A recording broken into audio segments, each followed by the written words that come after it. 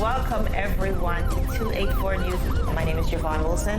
I'm Kamal Haynes. And I'm Ron Grant. And we are so thrilled and happy to be coming to you live out of the beautiful British Virgin Islands. The content continues via our website, 284media.com. In today's news, the British Virgin Islands received 2,000 additional AstraZeneca vaccines and takes the total received from the UK to over 37,000. Some 2.5 years later, the ESHS and Flags Educational Center finally received furniture. And the BVI becomes part of a historic occasion as 19-year-old female pilot lands en route of her journey across the globe. The Rotary Club Sunrise of Rotown donates uniform vouchers to the Family Support Network ahead of the reopening of public schools. And we are joined by Anika Christopher of the Department of Culture. She discusses the upcoming Proverbs and Poetry Competition. All this and so much more after a word from our sponsors. You're watching 284 News. You value traditions. Today, you value music. You value education. Family. I love you.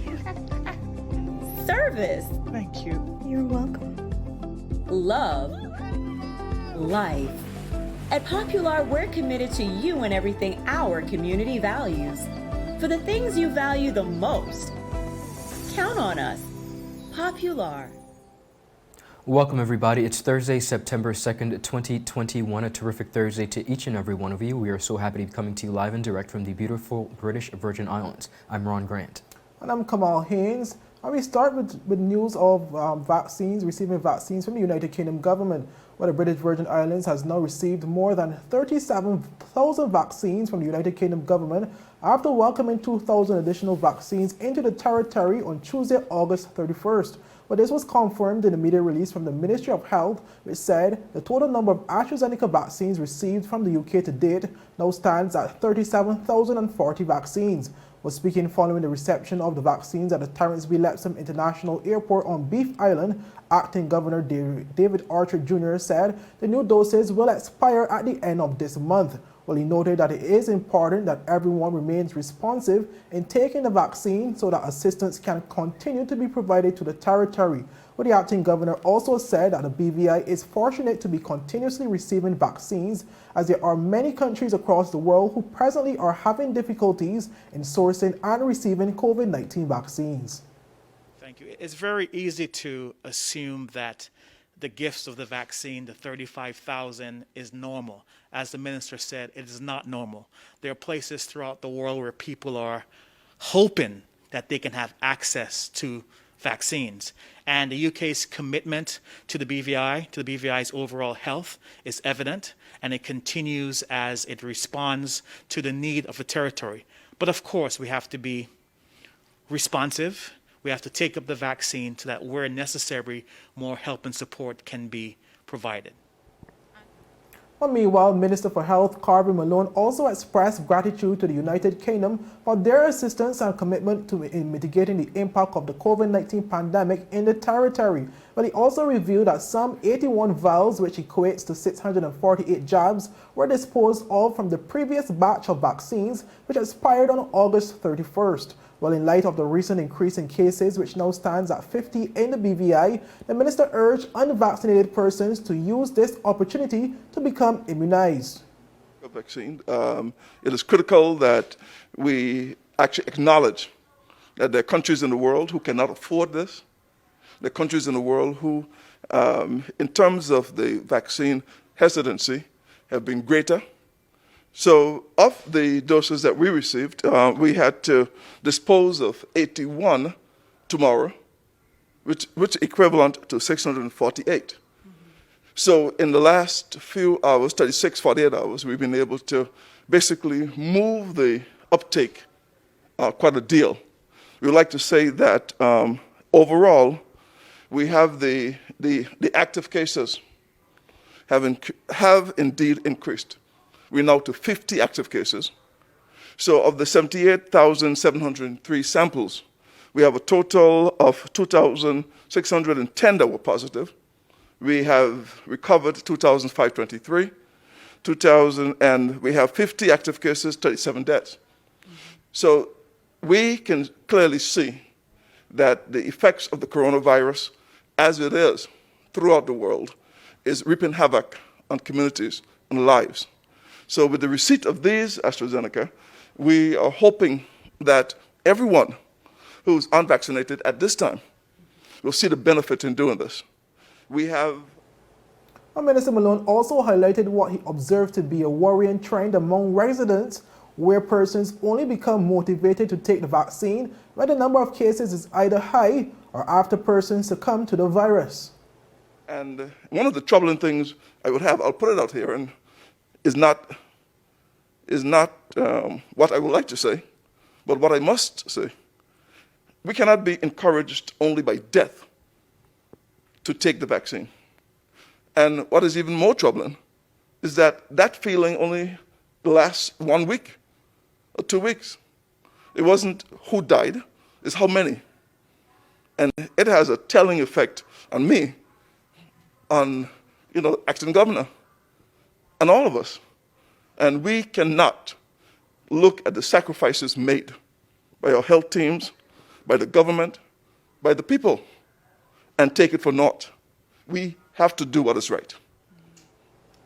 Our viewers, for more information on the COVID-19 vaccination rollout, persons are advised to visit www.bvi.gov.vg/COVID-19 or email covid19vaccine@gov.vg, or they can call between the hours of 8 a.m. to 5 p.m. the numbers 468-2286 or 468-2287. Kamal, just like the acting governor David Archer mentioned, we are fortunate to have been receiving continuously vaccines here in the territory, so I hope that residents do continue to take advantage of this opportunity. Viewers, continuing on the local scene, Rotary Club Sunrise of Road Town donates uniform vouchers to a family support network ahead of the reopening of public schools. Director of Youth Services, Mr. Aaron F. Paralon, alongside immediate past president, Mrs. Kenesha Sprov, and Disaster Management Coordinator, Mr. Giovanni Herbert, yesterday, September 1st, 2021, presented some 10 uniform vouchers to the Family Support Network. Now, Mrs. Sasha Stout, FSN Director, received the donation at the Family Support Network headquarters in Road Town and expressed her sincere gratitude to the club for their very generous donation. In an official comment, Youth Services Director Mr. Aaron F. Paralon said, and I quote, "As Director of Youth Services for the Rotary Club Sunrise Road Town, it is an honor for us to have been able to contribute to persons in need ahead of the reopening of schools. The pandemic has no doubt placed immense strain on families over the past 2 years, and we will continue to do our part in continuing to contribute to the fiber of our society, our youth." Now, additionally, Mr. Paralon stated that throughout his tenure as Youth Services Director of the club, they will be making additional contributions to schools in various aspects. Today, September 2nd, the club yet again made a donation to the Out There Scotland Primary School of food items valued at some $500 towards the school's breakfast pantry. Now, the vouchers, of course, will be given to families currently experiencing hardships that are unable to purchase uniforms for their children who will be starting the school year on September 6, 2021. The Rotary Club Sunrise, under the presidency of Mrs. Gretchen Hodgpen, known as the original Fun Club, together along with other Rotary Clubs, are known as the Rotary Clubs of the BVI. Kamal, what an example of support in these very difficult times. I think the Rotary Club of Sunrise should be commended for this very beautiful initiative. Indeed. Well, viewers, still ahead, the BVI becomes part of a historic occasion as 19-year-old female pilot lands en route to her journey across the globe, and 2.5 years later, the Elmo Stout High School and the Brigada Flats Educational Center receives furniture. We get to these stories after a word from our sponsors.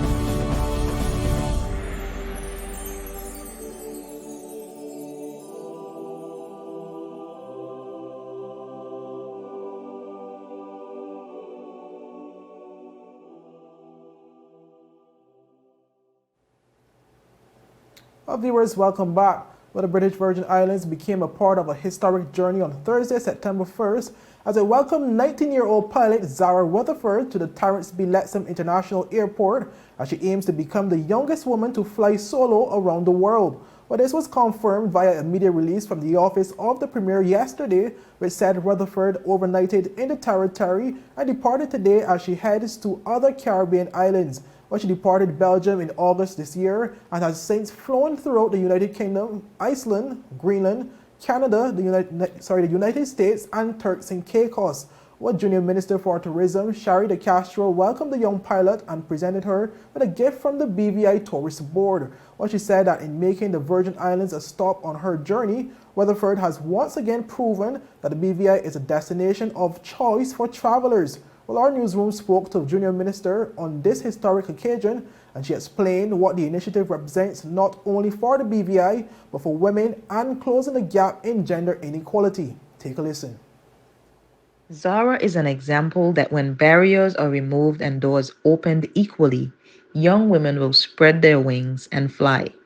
This teenager took off from Brussels on August 11, 2021, on a journey across the Atlantic, Greenland, and the Americas.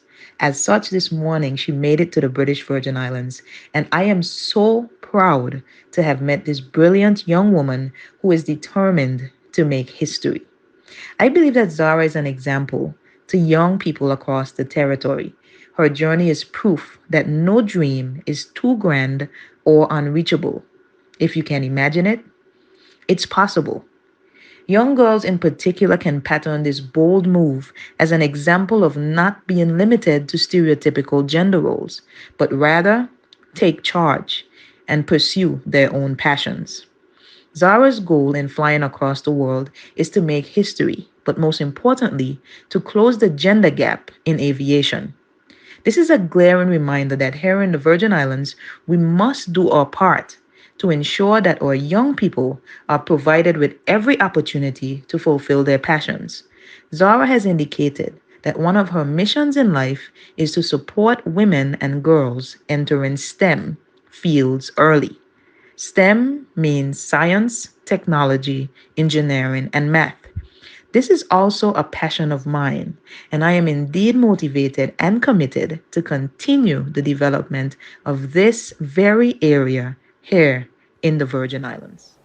Well, viewers, Miss Rutherford said she was briefly in Turks and Caicos before landing in the Virgin Islands, adding that she chose to stop in the territory during her journey because of the beauty of the islands. Well, she said, and I quote, "I think it's such a beautiful destination. I really wanted to stop somewhere in the Caribbean islands, and the BVI just stood out," end quote. Well, Rutherford says that her next stop is Colombia.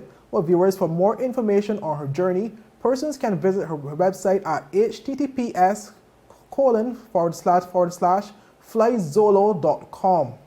Ron, this is a very good initiative in terms of she actually making the BVI part of her historic journey. Yeah. I think it's quite commendable for a young 19-year-old to be so brave to want to travel the world by herself. I think it is beautiful, and we were happy to have her. Continuing on the local scene, 2.5 years later, ESHS and Brigado Flax Educational Center have received well-needed furniture. In a recent Facebook post, Leader of Government Business, the Honorable Andrew A. Foy, announced that the long-awaited furniture funded by the Caribbean Development Bank has arrived to furnish two of the BVI's largest public schools, the Elmore Stout High School on Tortola and, of course, the Brigado Flax Educational Center on Virgin Gorda. Both schools have been without proper furniture for some 2.5 years. Foy wrote in a social media post, and I quote, "Progress. We continue our commitment to educating our children and supporting our teachers in a safe and comfortable environment. We are elated to report that the furniture for the Elmore Stout High School and, of course, the Brigado Flax Educational Center have arrived and are available for the commencement of the new school term. Your government has maintained its commitment and are steadily making progress on what's most important to you, the people. We will continue to keep you informed as we work diligently to alleviate a number of concerns. In due course, we will create an educational environment that we all can be proud of. God is good." Students, of course, viewers, return to school on Monday, September 6th, 2021. Kamal, this is quite news. It's often been said, better late than never, and I think in this case, this is absolutely true. Our students have been in long need of proper furniture, and I'm happy to see that they have finally received them. Well, indeed, and it comes just before the commencing Yes. of the new academic school year, obviously where the decision was recently made to resume face-to-face learning. So I'm sure that these new supplies would come in very handy in the upcoming school year. Well, viewers, up next, the Pan American Health Organization recommended that regional governments utilize a phased approach to the reopening of schools for face-to-face learning. And we have Anika Christopher of the Department of Culture joining us live in studio to discuss the upcoming Proverbs and Poetry Competition. We hear those stories after a quick commercial break. The wait is over. CCT Fire is here. Experience ultra-fast downloads, seamless streaming, and even more reliable connectivity on an all-new fire-blazing super-fast CCT Fiber network. CCT Fire. Bring it home and upgrade today. Is business slow? Cash flow down? Hosting an upcoming event? We can help. Advertise with 284 Media and take your business or event to the next level by enhancing your present marketing and messaging strategies. Allow our team of experts to create a personalized ad that sets your business apart from all the rest. This could be your business or event. So, what are you waiting for?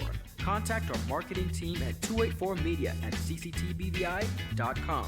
Advertising with us works. Welcome back, viewers. Well, the director of the Pan American Health Organization, Dr. Carissa Etienne, is recommending that countries in the region adopt a phased approach to the reopening of schools for face-to-face learning in the 2021 to 2022 academic year. Well, Dr. Etienne said while the reopening of schools should be a priority for all governments, it also must be done in a controlled manner that should be guided by the local epidemiological situation, which can change rapidly. Well, she said if not done correctly, children and schools would as a result become hosts to future COVID-19 outbreaks in their respective countries. So reopening schools is and should be a priority for governments, parents, and of course, children themselves. However, our region continues to be the epicenter of a severe global pandemic. More than 2 million people have died in the Americas, and over 82 million cases have been reported since the pandemic began. So we do have community transmission of COVID-19 in almost every country. And what we do not want is for schools to be transformed into a catalyst for more community transmission. Schools must remain a healthy setting for living, learning, and working. Schools closure and reopening should be considered as part of the set of social distancing measures that national and local authorities are constantly adjusting, depending on the epidemiological situation and the local response capacity. Well, Dr. Etienne outlined a number of recommendations from the Pan American Health Organization, which the Caribbean governments should follow to ensure a smooth reopening of the new academic school year in their respective countries.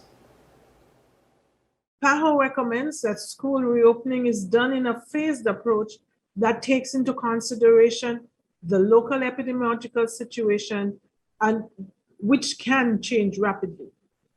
So surveillance will be key to ensuring that reopening is done safely and that learning environments remain safe.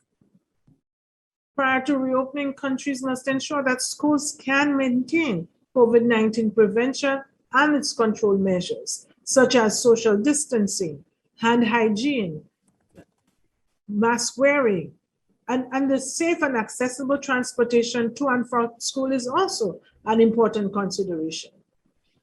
So PAHO has developed guidance for school reopening, and we are working with our member states so that this can be achieved as safely as possible. Well, the PAHO director further said that the ultimate way to safely protect children while reopening schools is to ensure that the respective governments suppress the virus in their countries, as well as push for the 80% vaccination goal to reach herd immunity.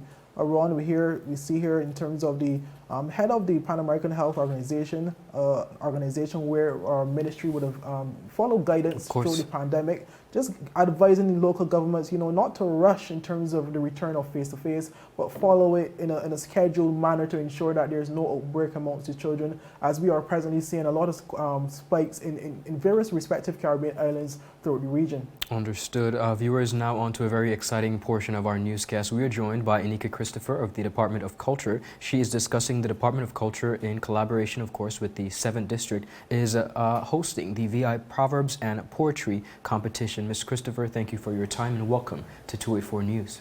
Thank you for having me. Now, the competition, of course, as I said, is titled VI Proverbs and Poetry, and you begin in the 7th District. I must ask you, you're beginning in the 7th District. Are there hopes to continue throughout the districts, and why particularly have you guys decided to begin in the 7th District?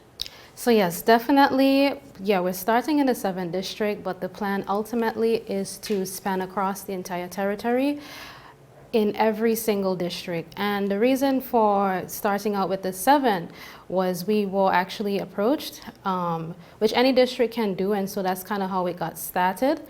And so but definitely we do plan to span across the entire territory. Beautiful. Now, the Department of Culture continues to seek to really collaborate with different agencies to find innovative ways of preserving Virgin Islands history and heritage. And we have a few prompts. So first of all, tell us the age groups, the persons who are eligible, and tell us about the prompts, the word count. What exactly are the requirements? Right. So we have 3 different age categories. They are 9 to 12, 13 to 17, and 18 and up. And the reason for having such a broad range of categories is to allow a greater number of persons to be able to participate and really benefit from the opportunity. And I kind of want to speak specifically to the 18 and up category, because while it's important to teach the younger generations about our proverbs, you'd actually be surprised to know that there are actually a number of older persons, adults as well, who are actually unfamiliar with a number of our local proverbs. And so that is why we decided to also include the 18 and up category. Okay, tell us about some of the prompts, the writing prompts, and what is the... Yes, I can read the prompts out. So the first one is, the remedy to fall is get up. I think that's really timely with everything that's going on, the current climate. What don't kill will fatten. And water boiling and fish don't know. So those are the 3 prompts. All right. There's also, viewers, a word line minimum of 20 lines. Of course, Ms. Christopher, this initiative is proudly sponsored by the Honorable Minister for Education and Culture, who is also the 7th District representative. What is the deadline? And tell us about some of the prizes and where can persons email their entries to? Right. So the deadline is the 24th of September, and all you have to do to submit is send an email to the Department of Culture's email address, that is viculture@gov.vg, and all you have to do is just indicate in the title or the heading of the email that you are submitting to the competition, and in the body of the email, of course, you'll include your name, the category that you're submitting in, and also include the attachment. Now, for each person, you are to submit a single poem, and like you mentioned, the lines, it has to be at least 20 lines, and it must have a title. And so again, the deadline is the 24th of September. And yes, we do have prizes that are sponsored, and those prizes will be awarded to the first place winners in each category. All right, beautiful. Ms. Christopher, before you go, I have to ask you, from the Department of Culture's perspective, you and your colleagues continue to work diligently.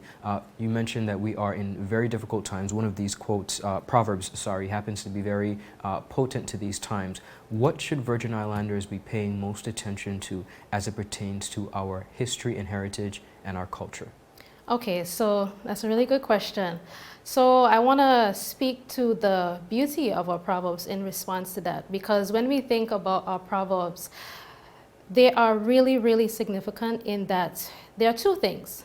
First of all, you can think about the universal message in the meaning of these proverbs. So regardless of where you're from or who you are, you would definitely be able to relate and resonate with the message of these proverbs. And at the very same time, there is also that specific history and culture that it speaks to. Because when you really listen to a proverb or read a proverb, what's actually happening is that you're actually learning about the values, you know, the beliefs, the practices and the life lessons of the people that came before us, our ancestors. That's really what you are learning when you listen to a proverb. And so, just in closing, I really want to also express that it's really important for all of us to play a part in the preservation and passing on of these proverbs, and that's exactly what this competition aims to do. Wonderful viewers, you heard it here. The prompts are: the remedy to fall is get up, what don't kill will fatten, water boiling and fish don't know. This is a Proverbs and Poetry Competition hosted by the Department of Culture, and persons of all ages, that's 9 to 12, 13 to 17, and 18 and up, are encouraged to participate in this wonderful initiative. Ms. Christopher, thank you so much for your time. Thank you for having me. Well, viewers, that's it for today's news roundup. Be sure to follow us for our daily news updates at 284media.com and like us on Facebook at 284BVI, 284media, and 284BVI on Instagram and Twitter. I'm Kamal Haynes. And I'm Ron Grant. It is always a pleasure. Have a great rest of the day and a happy Thursday. We'll see you tomorrow. Bye-bye.